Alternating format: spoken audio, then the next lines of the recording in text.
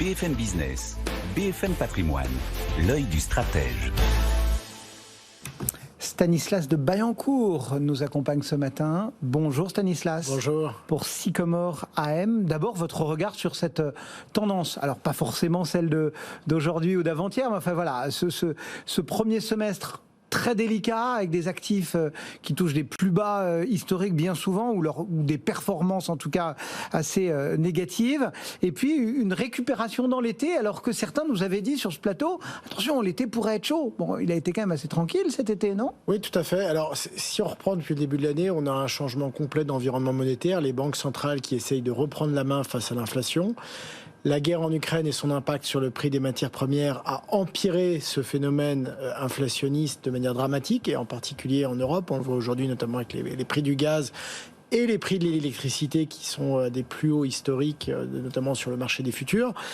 Et donc les banques centrales qui ont poursuivi, même accéléré leur action. La Banque Centrale Européenne qui dans l'été passe de moins 0,50 à 0 d'un seul coup. On attendait 25 à 50 points de base pour la réunion la semaine prochaine. On aura au moins 50 points de base, peut-être même 75. Donc un changement complet de panorama monétaire et financier. Et parallèlement à ça, un ralentissement aussi. Alors, comme vous l'avez dit, l'été a plutôt été bon parce que les résultats des entreprises sur le deuxième trimestre ont été bien meilleurs qu'attendu, quasiment tous secteurs confondus. Les rares entreprises qui ont fait ce qu'on appelle un profit warning, donc des annonces en dessous des attentes, en gros, on peut les regrouper dans deux familles. Il y a des entreprises industrielles qui n'avaient pas beaucoup de couverture sur le coût des matières premières et qui sont déjà impactées. Celles qui ont des couvertures, finalement, pour cette année, ça va encore très bien, donc les marges sont très bonnes. Et de l'autre côté, il y a certains pans de la consommation qui commencent déjà à ralentir. Soit parce qu'il y avait eu trop d'avance dans la consommation dans le Covid, et donc en fait il y a un changement de tendance, un retour à la normale, soit parce que le début de l'inflation qui maintenant depuis un an commence à toucher les consommateurs, commence à voir se réduire certains points, notamment dans l'habillement aussi qui est assez impacté, on l'a vu en Europe comme aux États-Unis. Mais à part ça, globalement, tous secteurs confondus, les entreprises financières, on a parlé du luxe tout à l'heure, on peut parler de l'agroalimentaire aussi, les résultats ont été très solides cet été et avec une bonne résilience. Les résultats et les perspectives. Alors les perspectives, c'est... Parce que quand même certains ont été obligés de dire que le troisième trimestre serait bon et que... Oui, alors ce qu'on appelle les perspectives, les guidance, ce qu'on remarque avec le temps, c'est que les entreprises sont de plus en plus prudentes dans leur manière de guider, parce que l'histoire récente nous a montré qu'on avait énormément de surprises qui pouvaient arriver. Donc il y a eu, on va dire qu'il n'y a pas eu de catastrophisme dans les guidance, mais elles se sont tous laissées des marges de manœuvre. D'accord. Assez importante, notamment quand elles avaient fait un premier semestre bien meilleur que ce qui était attendu ou que ce qu'elles avaient donné comme perspective. Elles n'ont pas relevé forcément les perspectives annuelles, se laissant une marge de manœuvre pour le second semestre. Et ce que fait le marché aujourd'hui, c'est qu'il voit que évidemment la situation est très compliquée, et se complique d'un point de vue économique sous l'impact du prix des matières premières, qu'on a les banques centrales qui continuent à muscler le jeu, et on a vu Jackson Hole la semaine dernière qui a été vraiment une réaffirmation des banquiers centraux de leur volonté de calmer, entre guillemets, à tout prix. La dernière fois qu'on avait eu du à tout prix il y a 10 ans, quoi qu'il en coûte, il y a 10 ans, il était plutôt pro-business de la part de Mario Draghi. Le quoi qu'il en coûte aujourd'hui, il est plutôt pour calmer l'inflation. Donc il n'est pas de ce bon côté. Et on doit quand même rappeler qu'on a des marchés qui, depuis la crise de 2008-2009, sont un petit peu biberonnés aux injections monétaires et aux taux bas, voire évidemment aux taux négatifs qu'on a eu pendant quelques années. Ça veut dire que quand on se situe dans cet état d'esprit de Jackson Hole, les 8 petites minutes de discours de Jerome Powell, elles ont suffi pour que du côté européen, avec toutes les problématiques de la Banque Centrale Européenne que vous avez rappelées, on va attendre sa décision bien sûr, c'est qu'on se dit qu'on n'échappera pas à la récession, que... Alors en fait, on se dit deux choses contradictoires. C'est-à-dire que théoriquement, cette approche de la récession devrait modérer les banques centrales, voire même les mettre dans une posture beaucoup plus accommodante. Mais comme elles veulent garder une certaine crédibilité, et qu'il y a aussi toute la compétition sur les devises, où on veut une devise pas trop forte, mais pas trop faible non plus, et l'euro maintenant étant à parité contre le dollar, c'est grandement affaibli, ce qui est assez inflationniste, il y a un besoin de regain. Ce qu'on voit, c'est que dans les 2 semaines avant Jackson Hole, ça avait déjà commencé à tourner un petit peu, et sur les taux américains, qui avaient repris une hausse, et on attendait déjà plus de coupe de taux pour 2023, parce qu'au début on disait 2022 la Fed resserre très fort, mais dès la mi-2023 avec le ralentissement économique, ils vont réinverser et donc ils vont revenir avec des taux plus bas. Ça avait commencé à disparaître avant Jackson Hole et après Jackson Hole, c'était terminé puisqu'on a bien compris le message. Les taux vont être longuement normalisés pour la partie américaine. Et même chose en zone euro, on avait eu une baisse difficile à comprendre fin juillet, malgré la hausse de 50 points de base. Et là, on est reparti à la hausse et on attend maintenant des taux d'ici un an à peu près, entre 1,5 et 2%, probablement même plus proche de 2% en zone euro. Donc un mouvement massif. On sera passé de moins 0,50 à 1,5-2, donc plus de 2% de hausse. Et là, il y a encore un peu de chemin de hausse de taux à faire pour terminer la normalisation. Belle unanimité, donc, à Jackson Hole, de la part de tous nos banquiers centraux, sauf le Japon, qui continue de faire son petit bonhomme de chemin à part, à arroser à tout va. Alors le Japon, oui, c'est une zone tout à fait différente de ce point de vue-là. Il est vrai que quand nous on disait que voilà, depuis plus de 10 ans, nos marchés sont vraiment habitués, presque drogués à la liquidité et au taux bas, presque trop bas.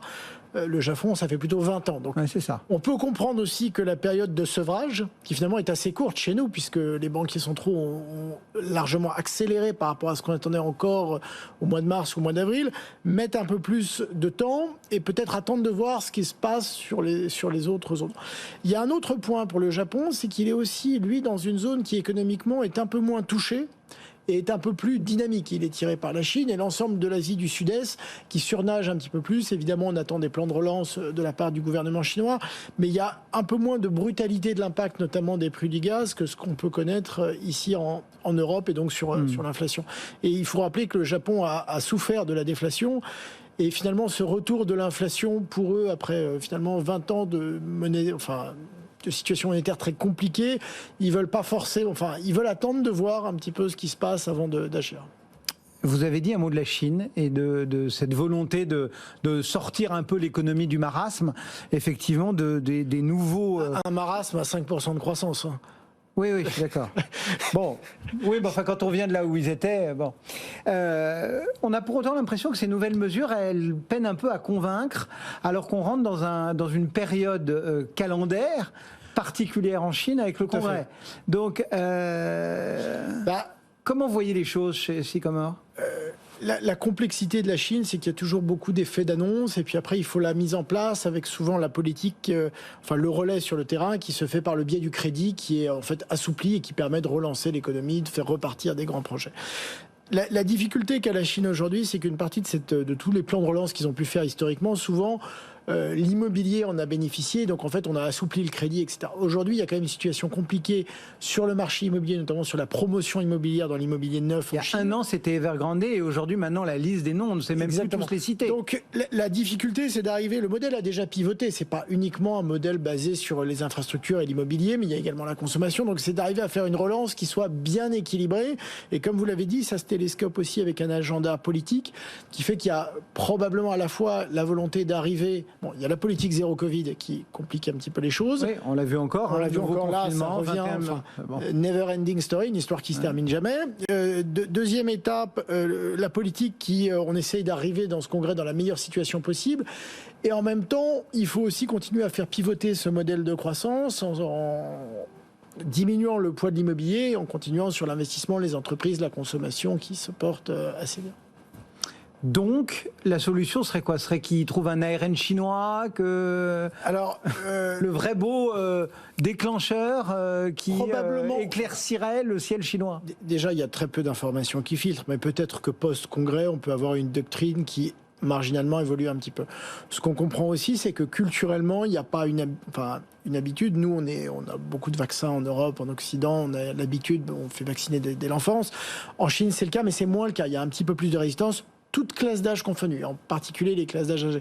Donc cette politique du zéro Covid, peut-être qu'elle pourra s'assouplir un peu une fois que lors du congrès, on aura peut-être sacralisé la réussite de cette politique par rapport au reste des pays. Donc on peut avoir un peu d'assouplissement. Par contre, on n'aura pas forcément une migration vers le vivre avec le virus qui est maintenant accepté par plusieurs centaines, une centaine de pays, plusieurs dizaines, une centaine de pays dans le monde qui maintenant l'acceptent. Il y a un risque, on vaccine, les vaccins avancent aussi, on va avoir des vaccins qui maintenant prennent en compte de plus en plus de variants, peut-être seront couplés avec le vaccin de la grippe. Donc je ne pense pas qu'on ait de transformation complète de l'approche stratégique face au virus. On peut avoir une lente évolution post-congrès. Essayons maintenant de proposer à nos auditeurs de jouer peut-être avec un petit peu d'un coup d'avance. La période de la rentrée, c'est aussi celle où on regarde un petit peu devant en se disant comment on va finir l'année, proprement, pas proprement. On est grosso modo sur les 6000 points, donc quasiment à 1300 et quelques points du plus haut. On se demande un petit peu, vous nous avez parlé des entreprises. Pour vous, la fin de l'année boursière, elle peut ressembler à quoi? Comment on se positionne? Enfin... Alors, on a on l'a vu dans l'été, depuis le début de l'année, c'est une année extrêmement volatile et qui devra continuer. Parce qu'il y a beaucoup d'incertitudes, notamment sur la manière dont sera abordé d'un point de vue énergétique pour l'Europe, avec l'Allemagne qui est un petit peu la partie qui peut faire basculer du côté négatif ou positif en fonction des approvisionnements d'énergie. Et ça, je dirais, on le saura quand on sera dedans. On peut faire autant de scénarios possibles, les probabiliser. C'est quand on sera vraiment dans le dur qu'on verra si ça passera avec les stocks, si les mesures de baisse de la consommation... Si l'hiver sera chaud, sera froid... Exactement. Il y a un nombre de scénarios et de paramètres tellement importants que c'est assez délicat. Ce qu'on voit en revanche, c'est que les thématiques de fond, type énergie renouvelable, les sociétés qui amènent des solutions d'économie ou qui font par exemple comme Neste Oil du biodiesel à partir de recyclage, etc., avec en plus aujourd'hui des marges pour le raffinage des produits pétroliers qui sont au plus haut historique, se comportent très bien dans ces environnements-là. Donc ça, c'est quelque chose qu'on pense attractif. Ensuite, il est évident qu'avec un peu cet nouvel environnement qui se met en place d'un point de vue à la fois économique, monétaire, des taux plus élevés, les marchés n'ont pas forcément aujourd'hui trouvé leur point bas et s'étaler en disant voilà, à partir de ce niveau-là, on a une base de valorisation qui est faible, on a des entreprises qui se sont accoutumées à ce nouveau régime d'inflation, des consommateurs aussi. Donc probablement, on est clairement dans une phase de transition économique après 10 ans de taux bas, de croissance molle mais certes régulièrement positive, de coût de l'énergie relativement modéré. On change complètement d'environnement économique. Et donc les marchés aujourd'hui sont en période d'ajustement, mais l'ajustement n'est pas complètement terminé. C'est pour ça qu'on trouve certains secteurs, je pense notamment aux financiers ou aux banques, qui produisent de bons résultats, mais qui restent sur des valorisations basses, parce qu'on croit à la récession, et on craint la récession et possiblement son impact sur ce secteur-là. Donc si on devait tracer une ligne, je pense qu'aujourd'hui il est assez consensuel d'être prudent, mais le consensus n'est pas forcément faux. En revanche, ce que nous on note, c'est qu'il y a un énorme écart aujourd'hui entre la psychologie de marché qui est assez négative, assez prudente quand on interroge les gérants, institutions, etc. En revanche, le positionnement, notamment aux États-Unis des investisseurs, est resté relativement investi, notamment dans les clients privés américains qui ont continué depuis le début de l'année à acheter des actions. Donc c'est là où on met un tout petit warning en disant, certes, tout le monde est prudent, donc en général, quand c'est le cas, ça veut dire qu'on se rapproche des points bas de marché puisque finalement tout le monde anticipe déjà ou intègre une grande partie des mauvaises nouvelles. En revanche, ça ne s'est pas forcément complètement traduit en ce qu'on pourrait appeler un deleveraging ou une baisse du niveau de risque dans les portefeuilles de manière globale. Ça veut dire que vous dites à court terme, il y a trop d'incertitudes. Enfin voilà, les paramètres sont trop multiples pour réussir à... On va continuer à connaître des épisodes comme ce qu'on a depuis 6 mois. Mais par contre, à plus long terme... Des hausses de 15%, puis on revient sur ces points bas, etc. Avec une toile de fond qui est délicate à anticiper, des séquences positives, les résultats des entreprises, des séquences plus négatives, liées notamment au cours de l'énergie ou aux banques centrales qui resserrent quand même assez fort les rênes du crédit.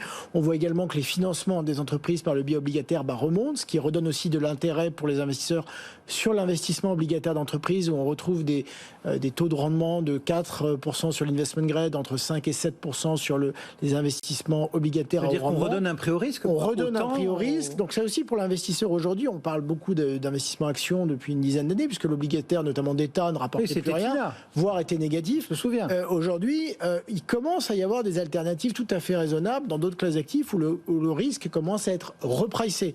Et ça, nous, on le trouve assez attractif, parce que finalement, l'investisseur a à sa disposition un panel de classes d'actifs qui ne comprend, il n'y a pas uniquement les actions, il y a l'obligataire d'État, ça on pense que c'est trop tôt encore aujourd'hui, les rendements ne sont pas suffisants face à l'inflation. En revanche, l'obligataire d'entreprise s'est déjà réajusté lui aujourd'hui. Ça veut dire que la clé, c'est vraiment du picking, quoi. Enfin, c'est-à-dire qu'on ne peut pas raisonner par grande classe, par grand secteur. Alors le picking est toujours important, mais on peut toujours raisonner par grande classe. Notre point aujourd'hui, c'est de dire que sur les actions, on va continuer à yoyoter parce que l'incertitude fait qu'on aura des rebonds, typiquement ce que vous avez cité tout à l'heure.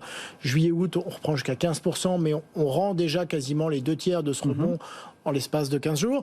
Et on va avoir ce phénomène d'aller-retour qui va perdurer jusqu'à ce qu'on voit un petit peu la crise se stabiliser, les approvisionnements, des solutions pérennes d'approvisionnement d'énergie, et qu'en fait on est un peu la nouvelle norme qui se met en place. Voilà le nouveau régime de taux d'intérêt, le nouveau mode de fonctionner d'un point de vue énergétique, parce que là on parle beaucoup de cet hiver, mais en 2022-2023, l'hiver prochain, le problème va se reposer. C'est-à-dire que les terminaux de gaz naturel liquéfié ne seront pas terminés, les pipelines entre l'Espagne et l'Allemagne passant par la France ne seront pas décidés, ne seront toujours pas en marche à ce moment-là.